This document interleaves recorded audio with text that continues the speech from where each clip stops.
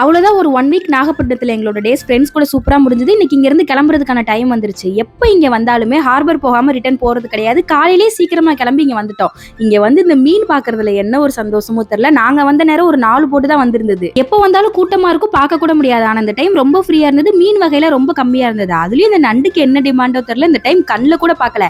இங்க வந்து தேடி தேடி பார்த்தோம். சுத்தமா எங்கேயுமே காணல. சரி ஓகே நெக்ஸ்ட் டைம் வரப்ப பார்த்துக்கலான்ட்டு வீட்டுக்கு எடுத்துட்டு போறதுக்கு மட்டும் மீன் பார்த்துட்டு இருந்தோம். அங்கேயே இந்த ஸ்நாக்ஸ் கடை நிறைய போட்டிருப்பாங்க. அதுல இந்த ஜவ்வரிசி கொழுக்கட்டை எனக்கு ரொம்ப பிடிக்குமா, அதை அம்மா வாங்கி கொடுத்துருந்தாங்க. அதை சாப்பிட்டுட்டு டேரக்டா அந்த கருவாடு கடைக்கு வந்துட்டோம். இங்க கிளீன் பண்ணி சுத்தமா கொடுப்பாங்க. எப்போ வந்தாலும் இங்க கருவாடு பார்சல் வாங்கிட்டு போயிருவோம். அம்மா வீட்டுக்கு மாமியார் வீட்டுக்கு தேவையான அளவு கருவாடு வாங்கிட்டு டேரக்டா அண்ணனோட கம்பெனிக்கு வந்துட்டோம். சீ ஃபுட் எக்ஸ்போர்ட் கம்பெனி வச்சிருக்காங்க. மெயினா கனவா தான் எடுப்பாங்க.